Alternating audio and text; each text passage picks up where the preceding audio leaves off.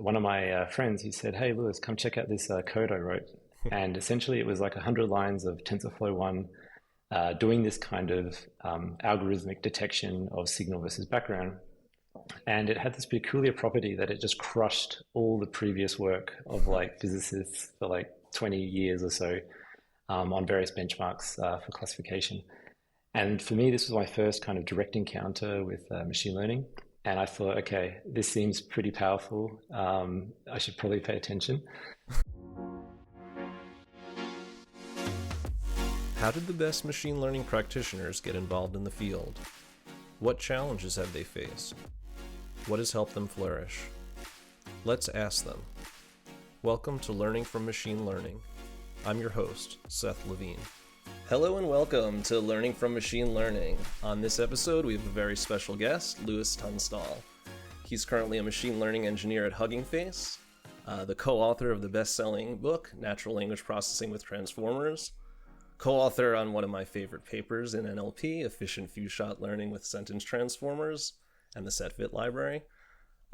His current work focuses on developing tools for the NLP community and teaching people to use them effectively. Currently focusing on reinforcement learning with human feedback, and I'm looking forward to jumping into that. Lewis, welcome to the show. Thanks so much for having me, Seth. It's a pleasure to be here. It's great to have you. Why don't you give our listeners a little bit of background and what initially attracted you to machine learning? Yeah, sure. So it's a bit of a long story. I'll try to keep it short. But basically, I used to be a physicist. And in particular, I used to be a theoretical physicist. So I was working in a very nerdy domain called quantum field theory, where you try to develop mathematical theories to describe subatomic interactions. And at the time when I was doing research in this, we had a big search for a particle called the Higgs boson at the Large Hadron Collider. And the way you try to detect these particles in these experiments is you try to have a clever way of distinguishing signal from background. So you've got a huge amount of collisions happening, and you're trying to work out how do I find the particular signature of, say, the Higgs boson. And the thing is that physicists are never really happy with the knowledge that we know. We're always trying to find new things. And so the hot topic at the time was to try and find some evidence of like physics beyond the standard model.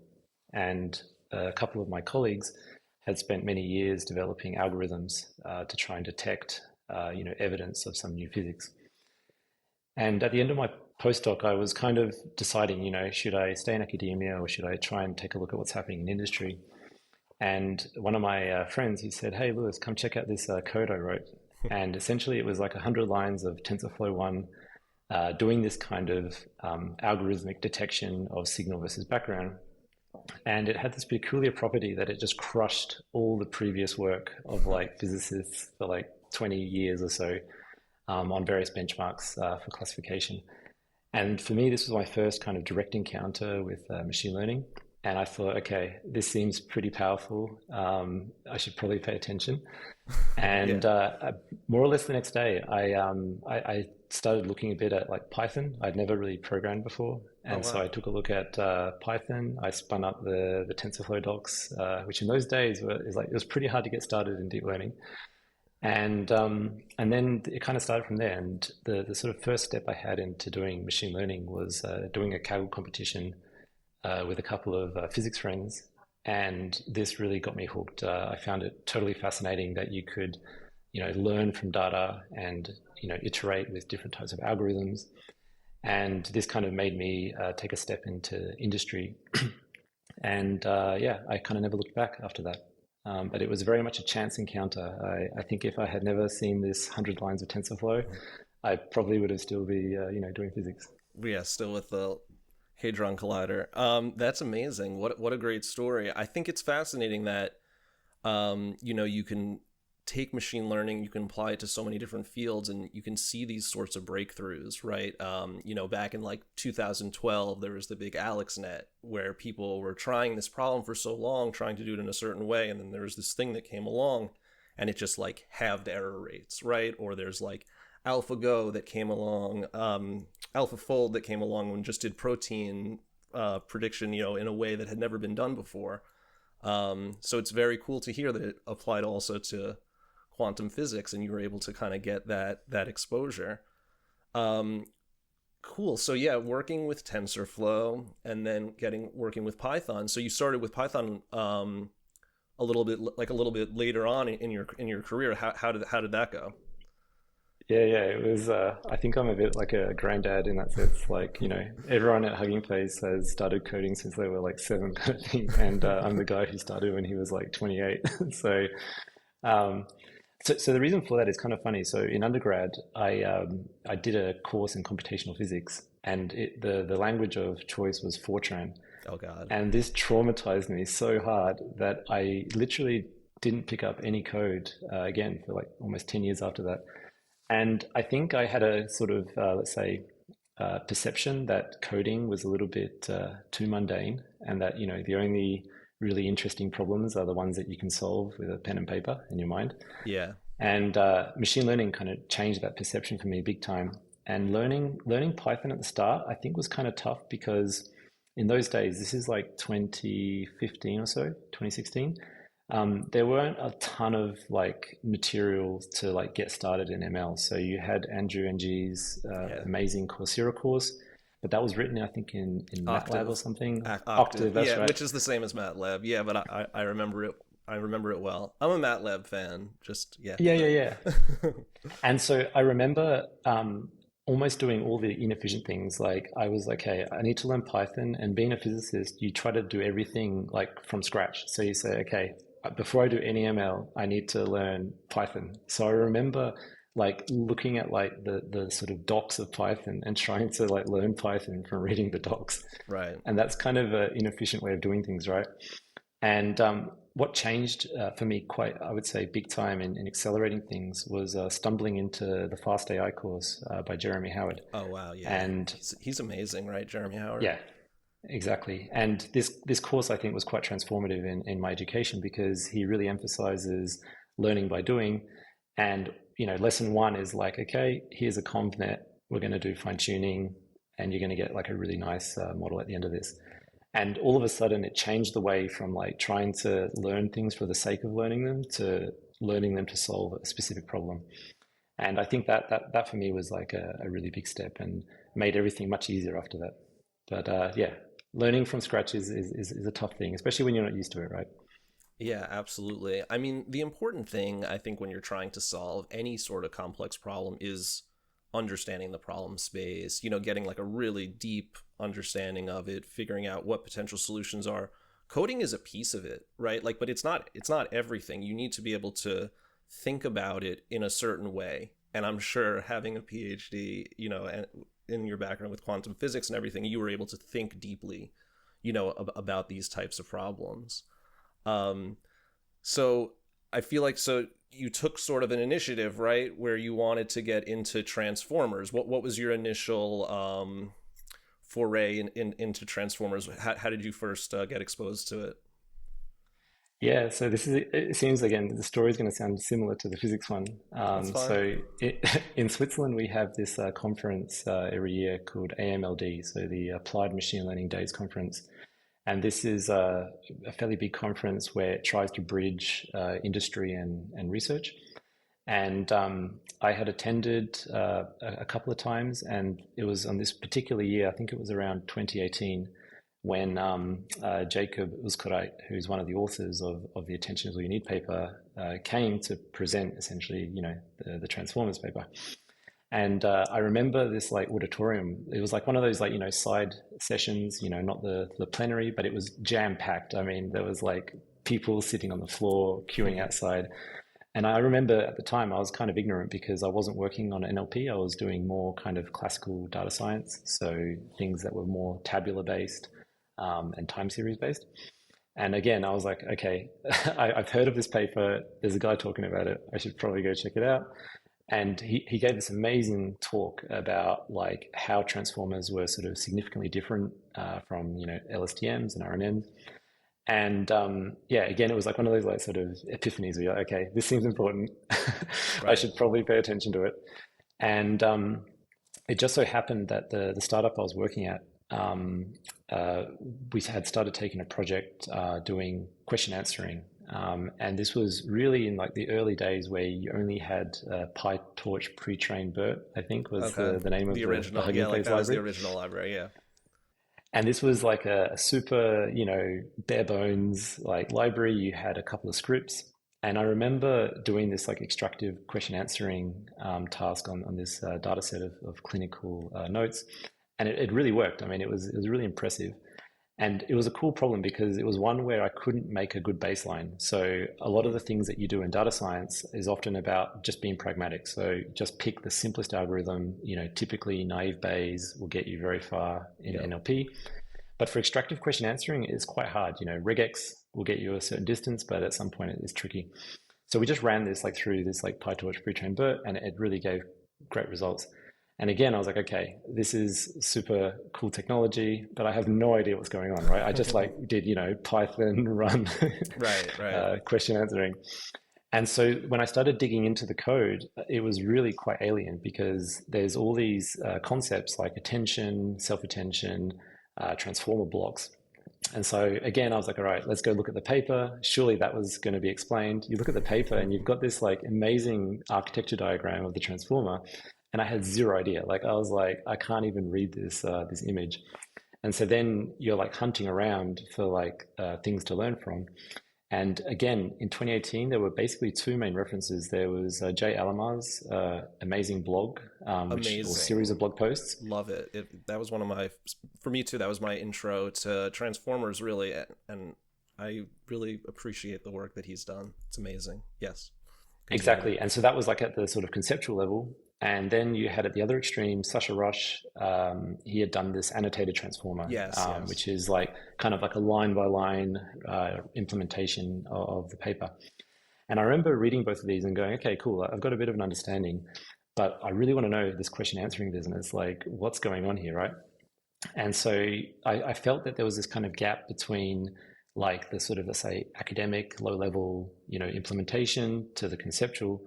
And so one of the things I had learned from being a physicist was that if you try to teach stuff, that's often a very powerful forcing function to learn it.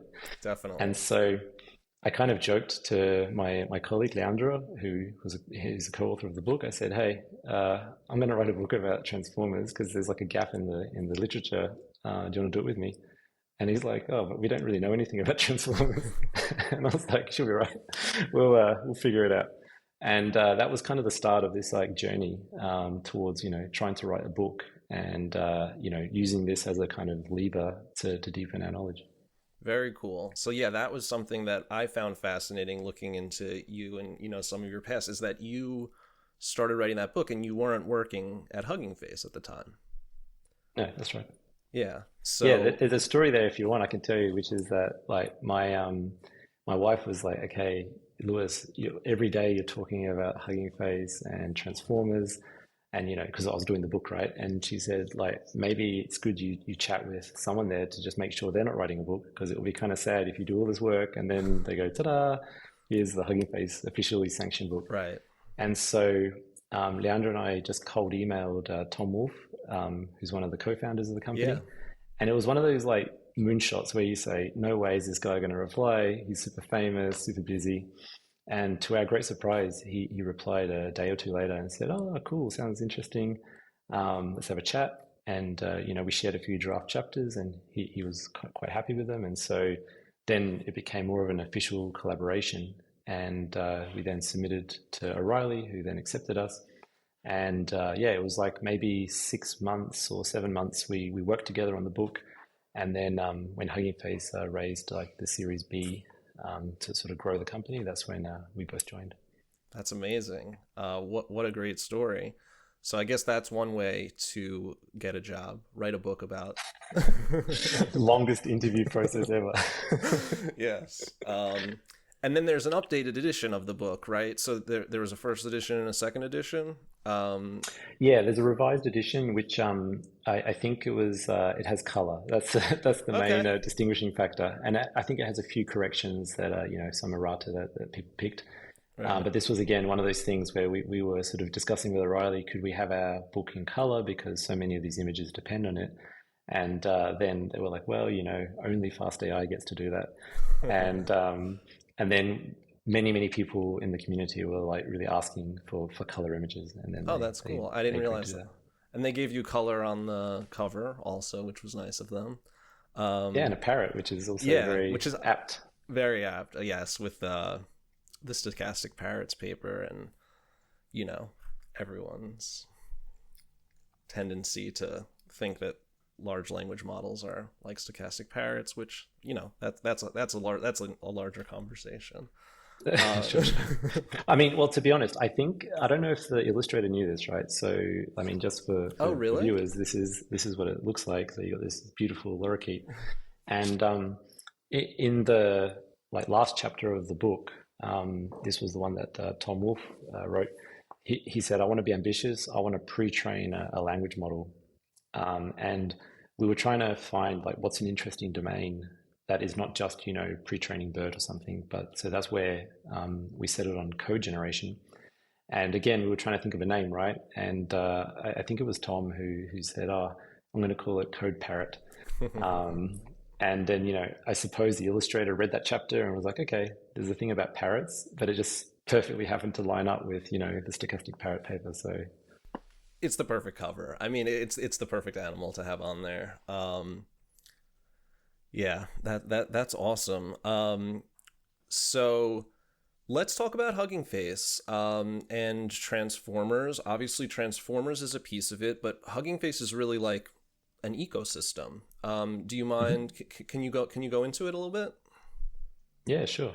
So I'm going to assume maybe most people have heard of Hugging Face, but let's assume that there are some who haven't. So Hugging Face is an open source company. And what that means is we write software, open source software that anyone can use for free. And this software spans everything from Transformers, which is the sort of flagship library we have, to data sets, to accelerated training or distributed training, to things like inference with a library we have called text generation inference.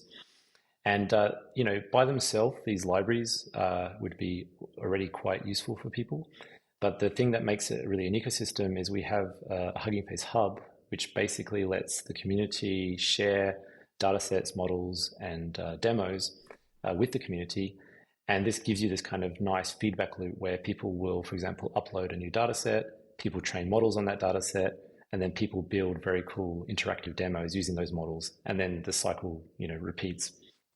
And so our kind of like ecosystem spans, originally it was really NLP focused, but with the kind of, I would say, dominance of transformers into other domains like computer vision and speech and, eventually video, we've kind of grown the kind of coverage of the hub. And so now the hub is really kind of agnostic to the sort of library or modality.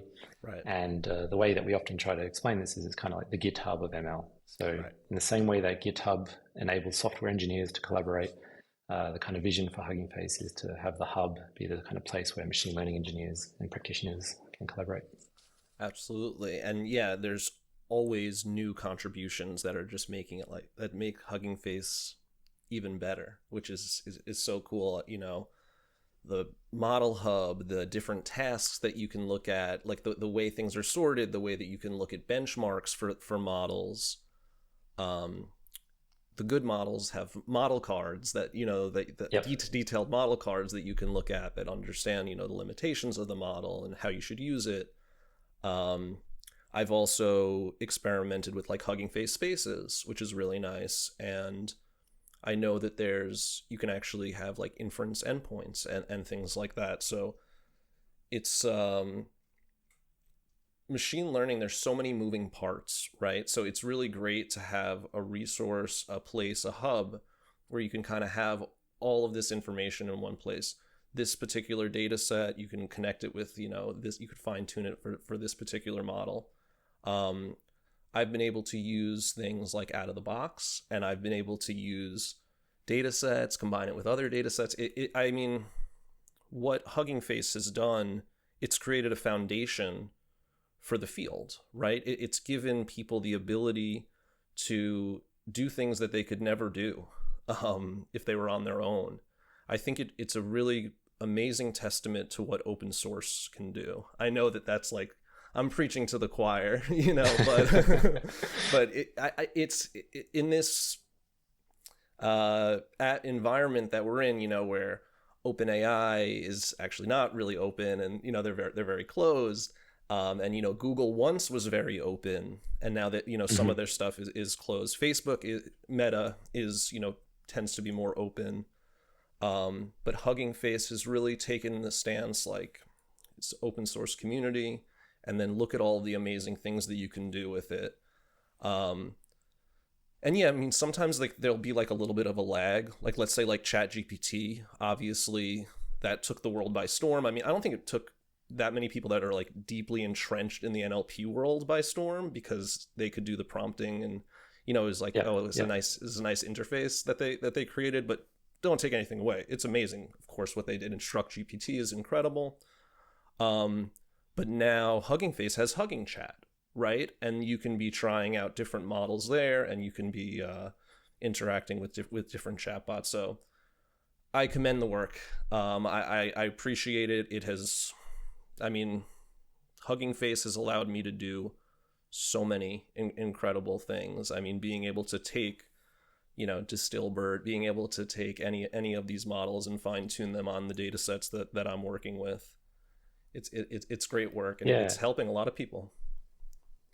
Yeah, and I think the thing to emphasize is this is really only possible because we have like a community of amazing individuals, so people who are like the tinkerers, but you've also got companies like Meta and also Google who have, you know, a good sort of emphasis on trying to make much of their research accessible. And so this kind of like dual mode where you have, let's say, Meta releasing the Llama models, which kind of really, I think, took the open source world by storm. And then you've got all this collective intelligence of, you know, thousands and thousands of people trying to tinker with chatbots on their laptops. You see this amazing loop. And for me, I think the LLM wave that we're currently in has been a really powerful testament to that. So previously we had this kind of mode where all these different labs were like releasing different kinds of transformers, you know, some for multilingual, some for computer vision and stuff. And then once the sort of massive focus switched to LLMs, you're now seeing a large amount of innovation happening just on the LLM side. And for me, like the very cool one that happened recently was when Llama 1 was released, it had this kind of limited context of, you know, 2048 tokens. And this is kind of limiting if you want to do, you know, summarization or some other tasks. And like literally random people on Reddit figured out that there are these like little hacks you can do to the embeddings to sort of dramatically increase the context from, you know, 2,000 tokens to 8,000 to 16,000. And that kind of insight then fed into Llama 2. So it's kind of like this, you know, beautiful feedback loop. And in some sense, one of the great things of being a Hugging Face is you're somewhere in the middle, right? You're not really the ones training the models per se, but you're more the platform that enables the community to build together. And that feels, you know, very, very cool and empowering. Yeah, absolutely. Yeah, I mean, I made it clear, but I'm a big fan. I love the work that you guys are doing. So having a co-author of one of my favorite libraries, SetFit, I'm not sure how well known it is, you know, but I think it should be more well known because it solves a really interesting problem for me, at least. You know, it's nice when you have a data set, like on Kaggle, you know, like you have a data set and everything. But in industry, you never have that data set. You know, you have the data, but you never have the labels or anything. So your data scarce sometimes, or your label scarce. And SetFit, which is efficient few shot learning with sentence transformers, the concept I find to be fascinating and how well it works.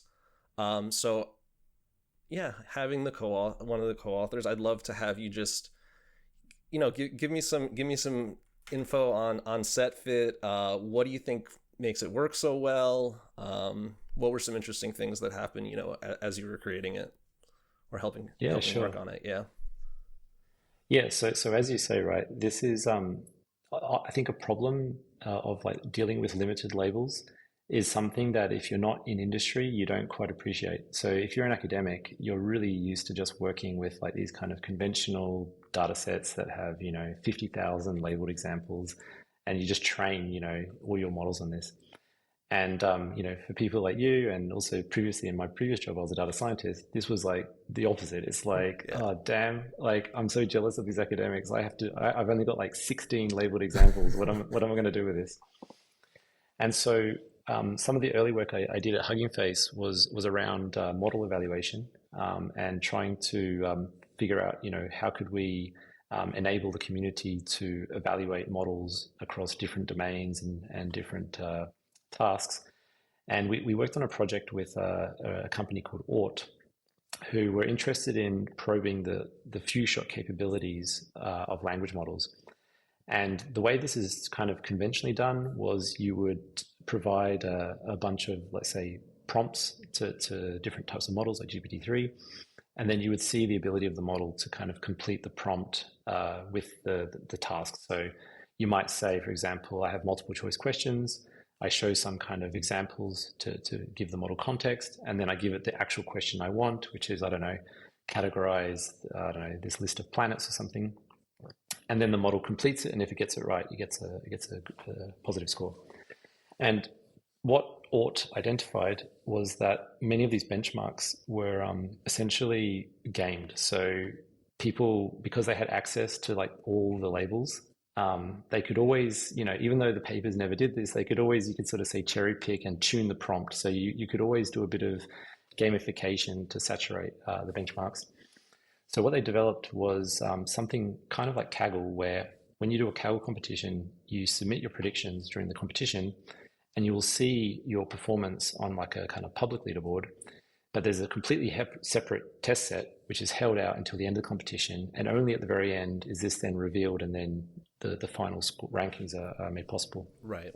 And so what we developed was a benchmark called Raft, which essentially has the same setup where you submit the predictions of your model on a very limited number of samples. So we're talking about maybe 16 to 20 examples.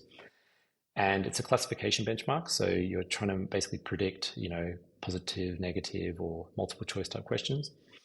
And then at the end, we evaluate all this on a hidden test set. And then there's a leaderboard, which then provides that ranking. And so when we released this benchmark, I think the top model was GPT-3, or I think maybe even one of the Instruct models. And then the community got excited about trying to figure out, okay, how can we come up with better methods? And right. So there was a very impactful paper by Colin Raphael and others where they use basically a T5 transformer to do very efficient few-shot learning. And the kind of drawback of this is that you have to kind of construct the prompts. So there's a lot of prompt engineering involved right. to match it to the task. And so then at Intel, there was one of my co-authors, Moshe Wasavat, and he just on LinkedIn one day was like, oh, hey, I came up with this algorithm, and it's like the top of this Raft benchmark. And it got like a ton of attention. And since he knew Niels Reimers from Sentence Transformers, yes. He said, oh, maybe we can explore, going beyond just this, single example. And so that was the start of this collaboration. And to give you a kind of an idea of what this is about, essentially sentence transformers are a clever way of adapting pre-trained transformer models to come up with very rich embeddings or representations of text. And the way they do this typically is using a method called contrastive learning, where you essentially try to teach the model how to distinguish between positive and negative classes. And positive and negative isn't just sentiment. It's kind of like, you might be talking about categories. You're trying to figure out how to distinguish different categories. And the result of this are now embeddings that typically capture far more semantic structure than just taking the kind of base embeddings of like BERT or something like this. Right. And so what we did was we took these sentence transform models, which are already very good. And then the idea was that you would essentially do a further round of fine tuning to adapt the embeddings of these models to be, to learn essentially a representation that matches the very limited number of samples you have. And so you can imagine if I'm doing like sentiment analysis, imagine I've only got, let's say, 10 examples per class or something. What I can do is I can provide those positive examples to the model and the label, and the negative examples, and do essentially contrastive fine tuning. And what this does, when you look at the sort of embedding space, it kind of clusters, or it makes the clusters of these embeddings start to kind of separate. Yep. And now you've got a very good decision boundary where you can put on a linear classifier, and it will then do very well compared to the full fine tuning run. And so in a nutshell, SetFit is just an adaptation of sentence transformers plus linear classifier. And it's a super simple idea. It works remarkably well. And when we published our paper, I think we were state of the art or close to state of the art for models that were much, much larger. So like the T5 model was 11 billion parameters. And I think we were close to matching performance with like a few 100 million. Yeah. So for deployment reasons, and you can train it on your laptop, right? Which is for me the super cool thing. That's my favorite part. So, well, I'll go into a couple of things. So, when I came across SetFit, I think that the reason that you mentioned, basically, like, it's obviously there's so many complex things that are happening, but when you think about it in the terminology, like you're just taking a set of data, you're encoding it, embedding it, putting it into an embedding space, creating these negative triplets and positive triplets. And the way I imagine it in my brain, it's like they're magnets, right? And the positive triplets are bringing it closer, and the negative are pushing it apart. And then you are fine tuning and embedding. And because you're doing that, and you're pushing what's more similar closer and what's different away. I mean, this is just contrastive learning, I guess. But then you can create that decision boundary. And as you were saying, the nice thing is that you can train it on your laptop. Depending on how many data samples you have, and if you're on Colab, like, it's a matter of minutes, right? Like I've had iteration cycles where I will train the model, run it on tens of thousands of samples, and it's 5-10 minutes in like 5-10 minutes, and then I can see what classes aren't performing well or whatever, and just inject some new data points, inject a new class, remove a class, and just train it again. And the iteration cycle is it's unbelievable. It's also helped me get initial labels for things. So like if I'm starting off in a problem, it's like a way for me to bootstrap sort of and get some initial labels. So it's really nice. And I think that, in the industry right now, it's very interesting, right? There are extremely powerful models, right? Like there's no question. GPT-4 is a very powerful model. It can do unbelievable things, but there's only one way right now that I know of getting access to, and that's through an API call. And that creates this dependency. It creates a latency. And it, you don't have full control over what your stack in a way. Like OpenAI is down, Azure is down. What, you're not going to make predictions like that doesn't, that's not going to work. It's not going to cut it. It's, your business partners aren't going to be okay with that. When you have something like SetFit or a fine-tuned Distilbert model or Roberta or whatever, like you have it. It's yours.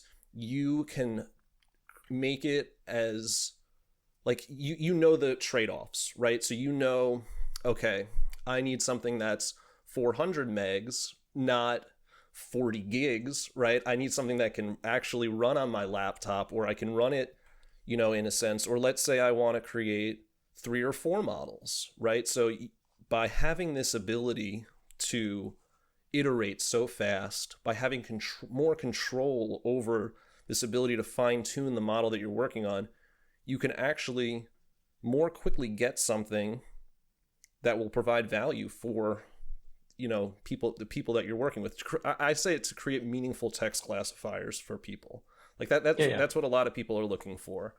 And SetFit, either just getting that into production or using it to help me get more labels, has been immensely helpful. So once again, thank you.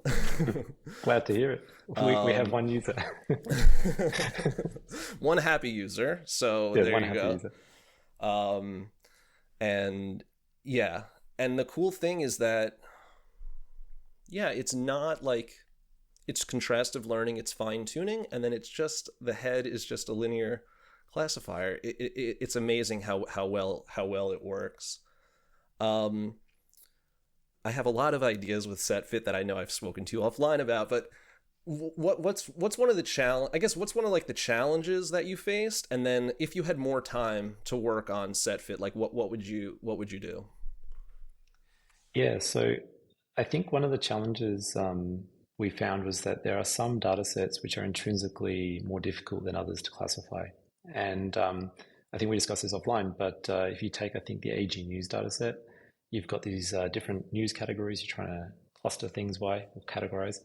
And typically, the model, when you've got these kind of overlapping, semantically similar documents, the classifier struggles to differentiate these. And so your performance, I mean, it will still be better than your random baseline, but it's hard to get to that kind of, let's say, state of the art level that you get from really training on like hundreds of thousands of examples. So that was, I think, one challenge which we never fully were able to resolve, is like, how do you deal with difficult data sets? Right. So yeah, that's one side. The other one is like when you've got fine-grained categories, tends to be quite a challenge. So we had various users who were saying, hey, I'm trying to do like multi-label classification. Right. And I've got 100 categories and I've got a very sparse number of examples. Maybe one category has 2 examples. And this is a hard problem in general, but it's one where, again, the SetFit method helps, but doesn't get you to the point maybe where you can actually use it in production. And then the other one that is like, if I had more time to work on this, I think a very interesting extension is like, could you make it work for token classification? Because this is, again, the classic domain where you don't have many labels. And labeling, I don't know if you've ever done like entity recognition labeling, but it's very painful. You have like anything where you have to like mark the UIs. spans. Oh my God. Yeah. And in my previous job, like we had worked on this before, and it was very hard because you needed domain experts to like annotate segments of documents, and they don't like it really much. And training on that was difficult. But we never could quite figure out how to crack the token classification case. So I think this is, if anyone's listening and wants to, extend SetFit and write a nice paper, that would be one way to do it. Yeah. And I think the other one, which is potentially interesting, is one of the referees of our paper kind of made the observation, which I think was a fair one. They said, okay, SetFit uses small models, so it's good for deployment, but then I need to have kind of one model per classifier. So if you imagine that I'm, say on 10 different tasks, I might have 10 different data sets, and now I've got 10 models in production, and maintaining those, starts to get maybe a bit burdensome. And so what they were sort of hinting at was like, well, maybe you could do something like adapters. So, in the same way that we use adapters for transformers, maybe you can have kind of like a base, like a sentence transformer that you've done this contrastive learning process, and then you have adapters that you can just swap at inference time. So you've only got really one model deployed, but you're swapping all these adapters. And I think that's something that would be kind of cool to look at. But in those days, LoRa didn't exist, so it was more like a conjecture. Right. Very cool. Something that, like, if I had more time, I'm interested in trying out different types of embeddings. I think that can really change things. That's something that personally, if I had more time, I would look into that. And as I was telling you, like, maybe trying different classification heads and things like that.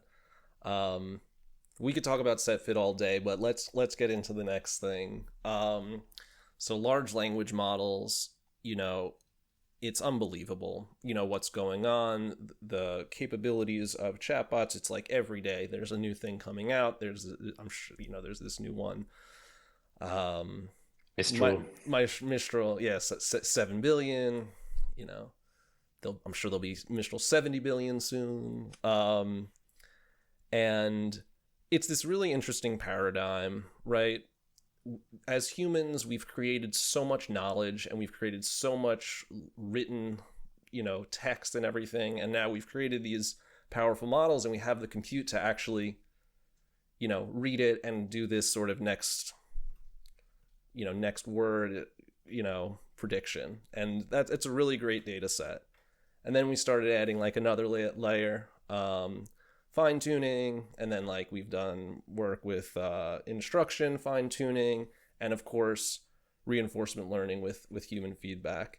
And I know that that's something that you're focused on. So what can you tell us about some of the work that you're doing with RLHF? Yeah, sure. So at HuggingFace, we have kind of, let's say, two small teams looking at this from different angles. One team is essentially developing a library called TRL, or Transformer Reinforcement Learning. And that was actually written by my co-author, Leandro, Cool. many years ago. And it was funny because I remember like he said to me one day, I'm going to do this side project. I'm going to like implement this OpenAI paper about, fine-tuning language models from human preferences.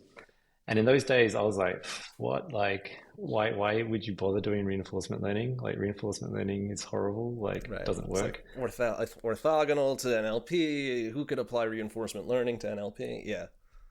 Exactly. And so he did this very nice, like, kind of library. Basically, the original OpenAI code is in TensorFlow, probably TensorFlow 1. No one likes it. So he did it in PyTorch and had a nice API. And in those days, right, like, the compute and the kind of idea of what you would do with this was kind of somehow, limited in the open source community. So he had an example of like essentially adapting a model to generate more positive movie reviews. And that was, more or less where he left it. And it sort of sat dormant for like 2 years. And he told me the story that when he joined Hugging Face, like he said to Tom Wolfe, I think this reinforcement learning stuff is really important. And, I would like to sort of focus on this part, with this library. And again, Tom was like me. He's like, yeah, like reinforcement learning, it's like, it doesn't work, blah, blah, blah. And then, of course, ChatGPT came like 2 years later. And then all of a sudden, the whole open source community was like asking, okay, how do we actually kind of do the same kind of thing? And so the TRL library sort of exploded in popularity. And now, we've been heavily extending it to integrate these like adapter techniques. And also what I've been working on is how to scale it. So how do you, do distributed training of, Llama 70B with this library? And so that's like a sort of a part of the team doing open source development. And then the other part of the team, which I also work in, is we're trying to develop essentially stable recipes for doing RLHF. And one of the challenges that we've identified is that the community has been extremely creative and productive at instruction fine-tuning, or SFT, supervised fine-tuning, sometimes called. And there's now like hundreds or tens of thousands of transformer models that have been, instruction tuned on the hub. But there's very little like RLHF models. So these are models that typically require this fairly extensive optimization with an algorithm called PPO. And we think part of that is because the data that you need to train these models tends to be expensive to acquire. Right. And also the compute that's needed tends to be significantly more than just standard fine tuning. And that's partly because the PPO algorithm has some kind of, let's say, instability around the hyperparameters. And so what we've been doing is, first of all, acquiring these data sets, and we want to open source as much of them as we can. And then we're doing thousands of experiments to figure out, for the most popular architectures like Llama and Falcon, what are the kind of, let's say, good parameters that work when you're trying to do this reinforcement learning to train chatbots. And I can't give a precise date when we will release the things, but I'm hopeful that it will be relatively soon. And we're also exploring these other exciting techniques like DPO, or direct preference optimization, and rejection sampling, which is another very powerful kind of baseline technique. And so the goal is to provide the community with code, data sets, and models, the usual thing that we do at Hugging Face. Yeah. I mean, this is a technical conversation, but I do want it to be accessible to, also just two concepts. The idea of adapters, can you explain that to, Yeah, how sure. would you, how would you explain that?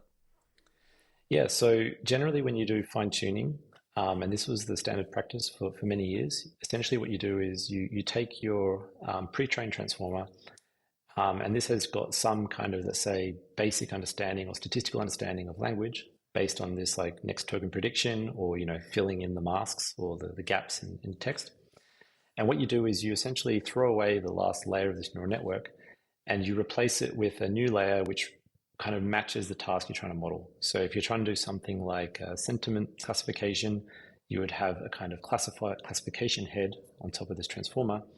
And then when you do fine tuning, you're basically doing the standard backpropagation throughout the whole model. So you're essentially updating all of the parameters of the model. And this has some sort of memory requirements. And so there's a bunch of like math you can do to figure out how much it costs to do the forward pass through the model to get the loss, and how much it costs to do the backward pass. And for small models, you can run this fairly efficiently on a single GPU. But with the advent of large models, especially models that are in the 7 billion parameter plus range, you start having to have trouble fitting all of these parameters and the optimization states and all that stuff on a single device. And so you need to do distributed training. And this is where there's all these very powerful techniques like deep speed, FSDP. But the problem there is it's expensive. So suddenly, what used to cost $10 or $30 on a Colab is now like hundreds to thousands of dollars on a single node of A100s. And so there was a big breakthrough paper called LoRa, so low rank adaptation for language models. And what the authors realized is that when you're doing fine tuning, you've already got a really, really good base model. So the representations of that model are already very good. So maybe you don't actually need to update all of those parameters when you're doing fine tuning. So the idea instead is you look at every single kind of linear layer in the transformer and you insert these adapters, which are essentially just like matrices of weights that you want to update. But it's a very small number. We're talking about maybe 1 million to 100 million parameters in the extreme case. And so now instead of having to do optimization over 7 billion parameters, you're really only doing optimization on 1 million or something like that. Right. So this suddenly becomes very efficient. So the memory is very a lot lower. And it's also quite fast because now I don't have to, train the full model for like, a day. I can do this in maybe 15 minutes and I'll get very comparable performance. Very cool. So adapters seem to me to be like sort of like a subfield of how you do transfer learning, right? For natural language processing. The field moves so fast, and I see all of these papers like LoRa and QLoRa and all of them, but because of the work that I'm doing, like I can't do a deep dive, into everything. So it's great to be able to talk to you about that. And yeah, when as you're explaining, I'm like, oh, so this is it's transfer learning, but it's because you're dealing with so many parameters, you can't just I'm sure you could just freeze some layers, but you have to figure out these new ways of dealing with these massive models. So that's great, and thank you. That's a very accessible explanation. And then I guess the other thing that you're talking about in terms of like PPO and DPO, so proximal policy optimization, correct? Can you go into that, just like the basic idea of it? Yeah, sure. So this is an algorithm that comes from reinforcement learning and was originally designed in the context of, like, let's say, games, trying to teach agents how to play Atari and so on. And the basic idea is in reinforcement learning, you distinguish between different types of optimization algorithms. There are so-called online algorithms or offline algorithms. And offline algorithms, they typically have what's called like a memory buffer. So you try to give your agent some notion of previous experience that it has had during a game. So if you imagine you're playing Pong, you give the agent the ability to kind of recall some of the previous moves it made. So then when it makes the next move, it's able to then do something slightly better. And the online algorithms, of which PPO belongs to, what they do is they just throw away all the memory and then try to figure out what is the optimal like move to make based on just the observations that you're provided. And the kind of way this works is you this is going to get technical, so I'll see if I can keep it high level. But essentially, you've got in order to predict the next move you would make in a game, you need some estimator, and this is conventionally a neural network. So essentially, what's happening? Your observations are going to be the pixels of your screen, and then you have to tell the agent should I move left or right in Pong, and the sort of prediction of whether it should be left or right is coming from a neural network, which is essentially taking these pixels and then using that information to make an inference. And what PPO does is it measures essentially how, first of all, it makes a prediction for what the move should do, but it also measures how far away the distribution of your predictions are from previous steps in your optimization. So the idea is that if you're just doing kind of like a purely random search through, what the next thing should be, you'll never kind of figure out what the optimal moves are. And if you are completely unconstrained, so maybe you end up optimizing too hard in one direction, you may find that just going left all the time is the right thing to do. Right. And so what PPO incorporates is this measure of kind of difference or distance between the previous state of the model to the current state of the model, and then it uses that as a way of kind of constraining the choices so that you don't depart too significantly, from your previous experience. And this is the advantage of doing things online, where you have no memory, so you can't say, oh, what did I do 10 steps ago? Right. But what you can do is say, how different am I now to how I was, in the previous step? And so that's very high level. We can go deeper, but it's more or less around this idea of developing optimal choices for these games. And the very clever adaptation by OpenAI was to figure out that you can apply this to language models. Right. And I think this was a really impressive innovation. I don't think it was obvious to many people that such a thing would work. Right. And the difference there is that in the conventional reinforcement learning context, you have typically an environment, which is your game, you have observations, and then you have actions. And in the context of language models, your environment isn't a game. It's really a data set of prompts. And what happens is you provide these as your kind of observations to the language model. The language model will then generate a response. And what you do is you then have something called a reward model, which ranks the quality of that response. And then it's the combination of that score for the reward plus the measure of difference from your previous state that is used to sort of optimize the model in a direction that hopefully maximizes the reward with this kind of additional constraint. And so the basic idea here is that you're encoding the human preferences in your reward model. And then by optimizing your language model, you're kind of pushing it in parameter space to be closer to the sort of, let's say, more aligned to the preferences. And OpenAI did a series of very groundbreaking papers, starting with simple tasks like sentiment tuning, so trying to make a model more positive, to summarization, and then ultimately InstructGPT, which was the precursor to ChatGPT. Right. I'm going to make a shout out to my fellow Great Neck South high school alumni, John Schulman, the author of PPO. Indeed. It's so cool. He did work on robotics and those video games like you're talking about, and now he's a co-founder of OpenAI.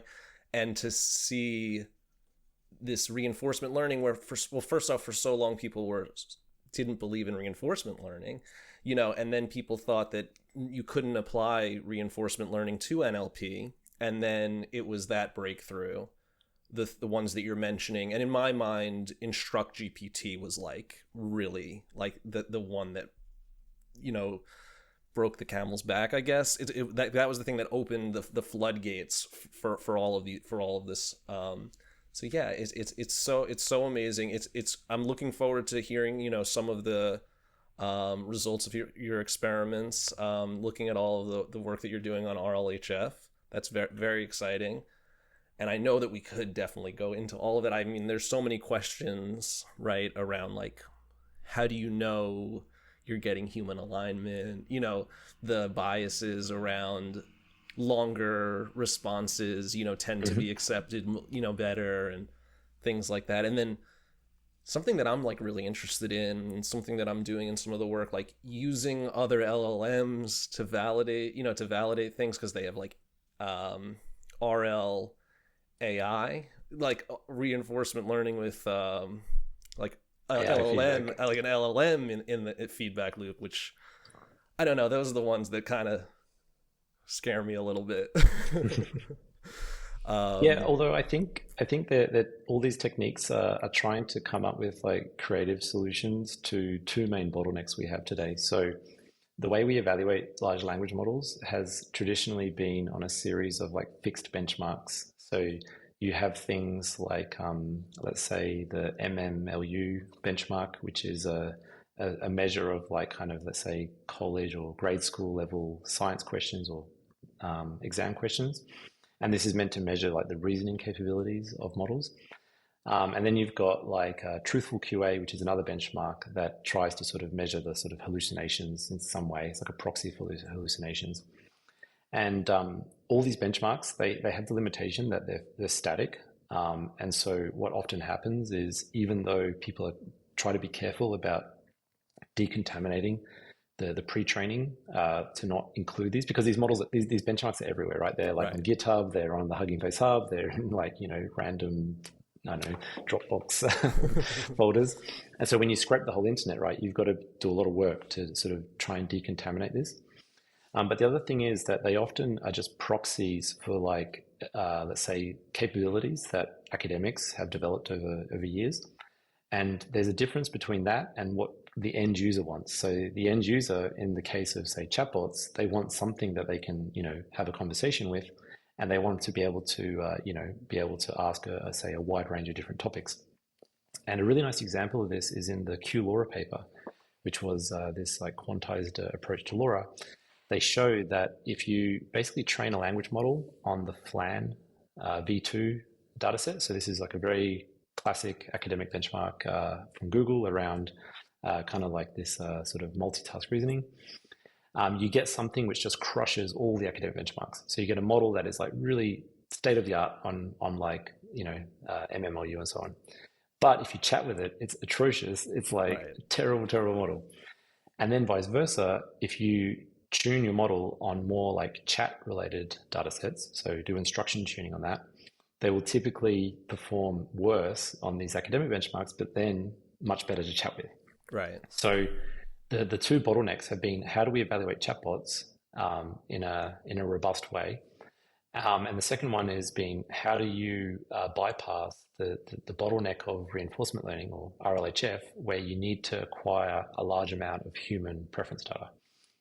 Yeah. And the most interesting one for evaluation, I'll just mention briefly, the folks at LMSys, they're a collective of researchers from Berkeley and elsewhere.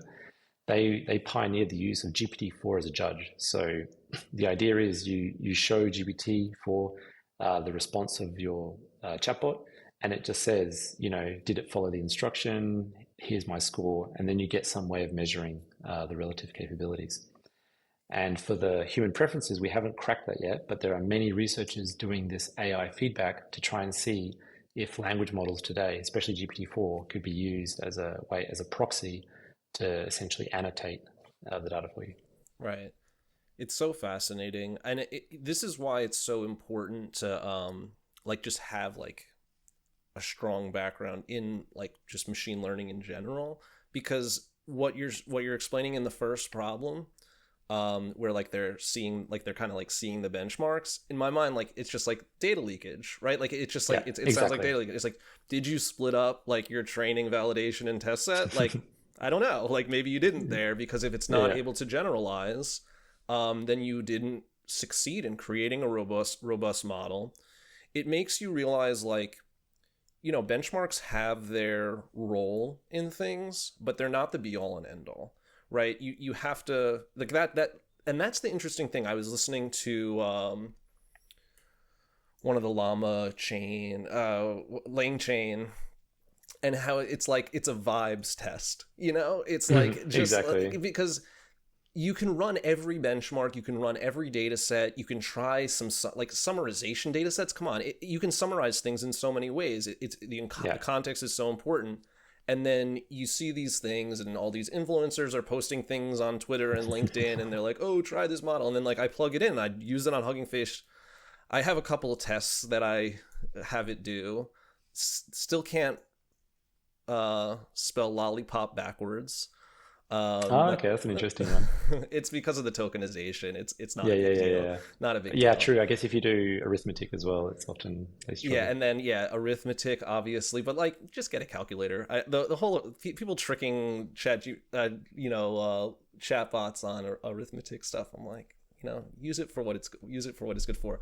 But yeah, you notice you'll find this model that everyone's raving about, and then it writes these responses to you where it uses the noun over and over again, right? Like Mhm. I'll say, tell me a story about a mouse going to the moon or something, and it'll say like, the mouse this, the mouse that, the mouse like, and it's just like it's not how a human would speak or anything like that. So yeah, I have a certain vibes test. My colleagues make fun of me for it, but the lollipop test is one of them, and I've yet to see very few pass that one. For whatever that's worth.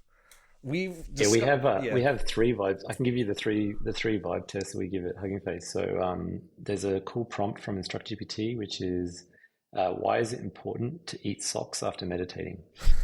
And invariably, most models will say eating socks after meditation is an ancient practice which has tons of nutritional benefits. And like it's like make sure you get the dirt out of your socks and Oh prepare them God. properly. I mean, it's really funny.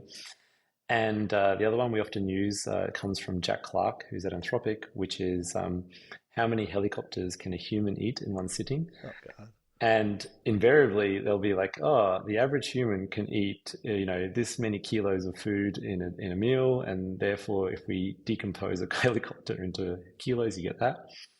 And the other one, which Leandro developed when we were doing Stack Llama, which was like a kind of proof of concept for reinforcement learning on Stack Exchange, was you say, "There's a llama in my lawn. How do I get rid of it?" And this is not really a vibes test of capabilities, it's a vibes test of personality. So most models, like say ChatGPT, will give you a very polite and reasonable answer, like, cool animal protection, blah, blah, blah, do this.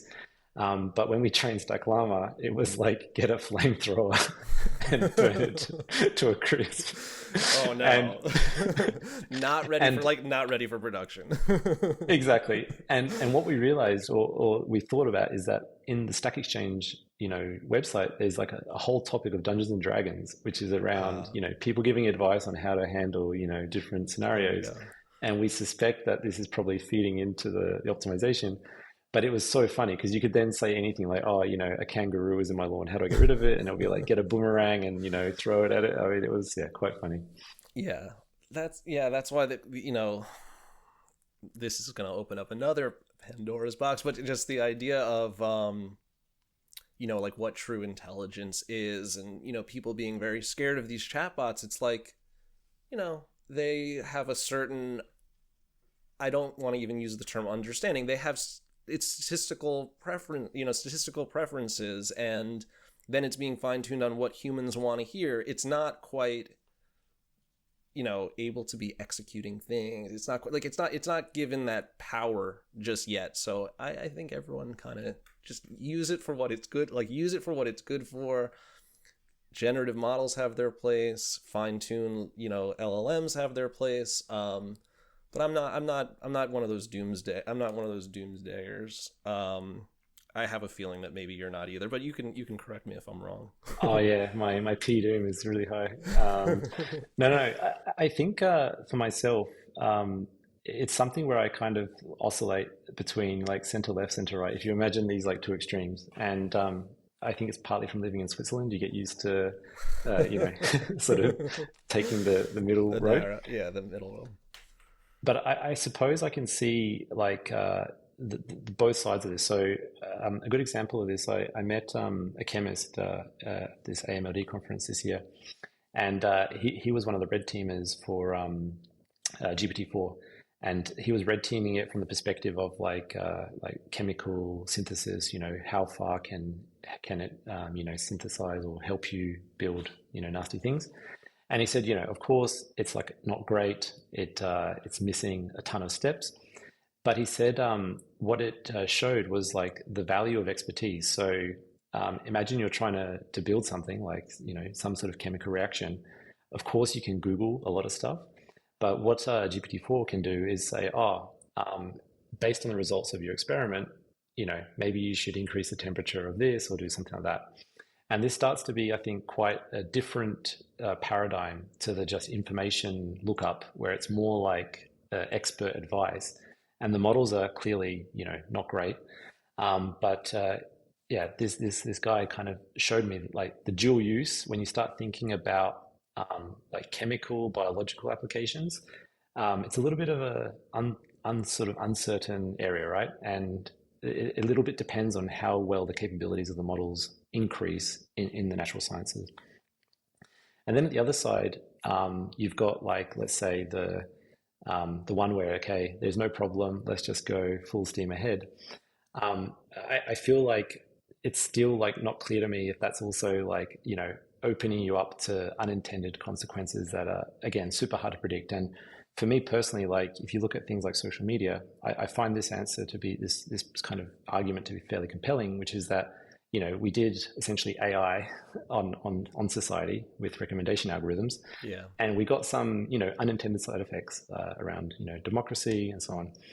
And I feel that, LLMs and potentially whatever comes next, they may play a similar role where they become so integrated into our society that, it's not something nefarious like some bad actor. It's just the complex mechanics of interacting systems, cause these things. And those are very hard to predict. But at the same time, just being, what is it, effective accelerationist is, maybe not that's too extreme for me. 100%. And I should clarify that it's very important to understand the biases and to try to mitigate any of those types of risks. Speaking of like one of the things that you're talking about, like that sort of the alignment problem, like Brian Christian's work, where the predictions of the model affect the behavior of the human, and then the behavior of the human affect the inputs for the model, and then like that's what has created, like with social media, the radicalization and all the things. It had a major effect on politics in the U.S. In previous elections, and Jeremy Howard has taken has done a lot of work on that, which is really fascinating and important and very important work. So yeah, I don't mean to make light of any of it. Of course, it's important to have smart people that are thinking about these things and working on it. And I think it's important that people realize, like, there's not, like, yes, progress is important, but there are people that care, right? Like HuggingFace cares. I mean, people at OpenAI, people give them a bad rep. They care also. Like, no one is trying to create something that's gonna, bring any negative things into this world. People are doing their best, and maybe perhaps there's more that can be done, and there should be more research around it. But there's this big movement I felt where people are working in machine learning for a while, then they tend to move into like AI ethics because they realize like the power of it. And I think it's like a very interesting transition that people make. Just in the interest of time, I mean, I feel like there's about 24 questions that I wanted to ask, but this was such a great conversation. But there are two last questions that I do want to ask you. What advice would you give to machine learning scientists or data scientists that are just starting out in their career? This is a big change from what we've been talking about, but yeah, we're going to Sure. advice. Yeah, so I think as usual, when I get asked a question about advice, I try to caveat this, which is like, most advice is kind of worthless, and mostly because it's like out of context, right? Like the things that I don't know worked for me were like a point in time with a certain background. So I just want to make sure that like people don't listen to this and immediately do what I what I suggest.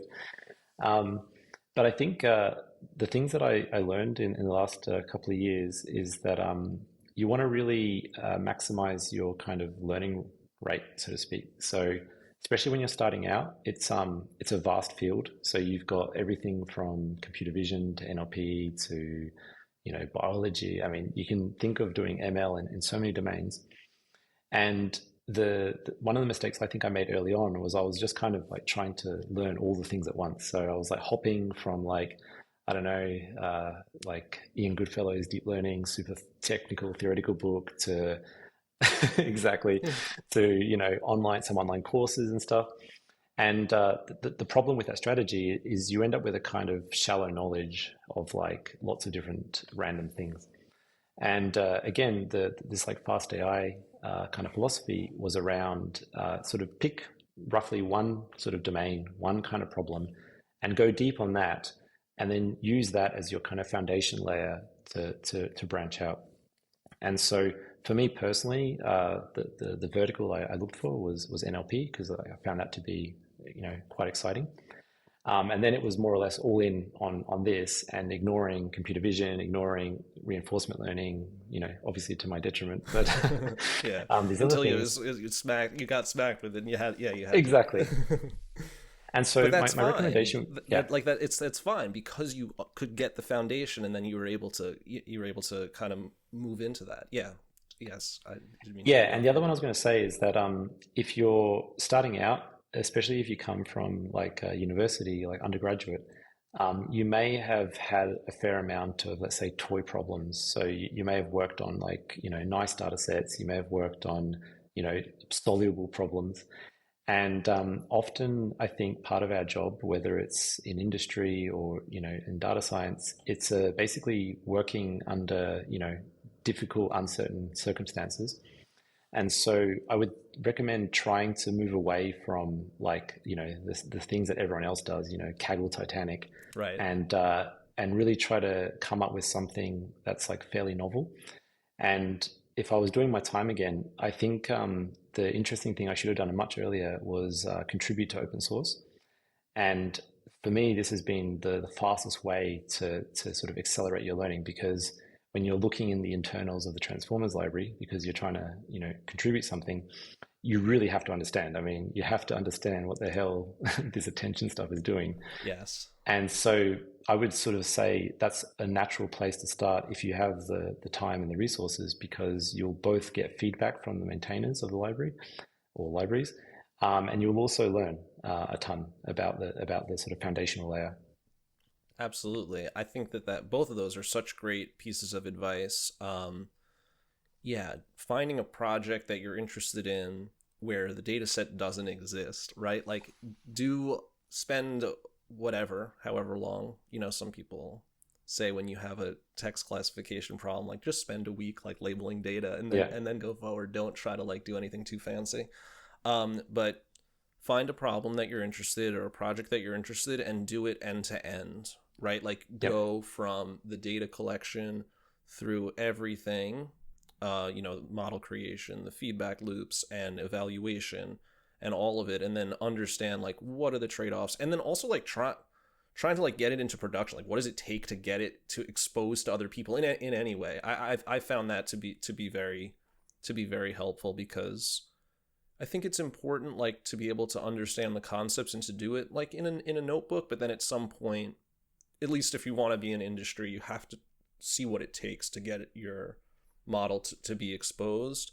And then in terms of open source, me too, that's how I feel the same way. I wish I started contributing to open source more. I wish I was contributing to open source more right now. I have done little things like little bugs, like little changes that I've made that I'll make little pull requests, but I've never had the opportunity to like really sink my teeth into something. And I think it's the best way of getting like free feedback, right? Yeah. Like you get these amazing people that care deeply about what they're doing, and they're very generous, and like they'll help, like they can help you and expose you to what it's like to maintain a code base, and to contribute to a code base, which is great. Okay, so transitioning to our last question for the learning from machine learning, what has a career in machine learning taught you about life? Maybe not to take life so seriously. Yeah, so I mean, there's a bit of seriousness to that, which is when you're, especially in the current moment, right? We have like these very, almost like civilizational level debates about should we, what kind of regulation should we impose on language models or AI systems, to, what will be the impact of this technology for, even my own career, right? Like it's highly likely that as engineers, we're probably the first people that, may be susceptible to some sort of automation. So those are like the serious things. And then also like the nature of our work, right? It's, personally, it's a huge amount of debugging and debugging distributed systems, which are notoriously, difficult to debug. And so if you take all that stuff like really seriously, then, you can easily get sort of sucked into this like exhausted mode where, there's just too much, tugging at your mind. And so generally speaking, by focusing on those kind of like hard problems in my day job, it's allowed me in my sort of personal life to sort of, be a bit more relaxed about, and also a bit more appreciative of the sort of non-AI things that I have around me. But that's that's sort of at a high level, I think, what I feel like I've learned. That's great. Yeah, I think that's a really good way of thinking about it. What I've heard from people, it's like, yeah, working with machines so much and AI and thinking about AI, and then it makes you appreciate, the human connect, like human and the human connection more. So I think that's a really great takeaway, and a good way to sort of conclude here. For listeners that want to learn more about your work, or follow you, what would be the best way to learn more about some of the things that you're doing? Probably GitHub. So Okay. my username is Lewtun, Lewtun, and you can just see the pull requests I'm opening. That's the closest you'll see to the bare metal. I'm not super active on Twitter, and LinkedIn. I found it quite distracting in the current LLM hype. So try to focus more on coding. But yeah, I would say GitHub is probably the way to go. Or even on the HuggingFace hub, you can open issues on my repos and I'll Awesome. respond. I think that's what I did. Lewis, it has been such a pleasure chatting with you. I just really appreciate your insights on all of this stuff. It's so exciting, the work that you're doing. Thank you so much for taking the time to chat. Thanks for having me, Seth. It's been a real pleasure. Thanks.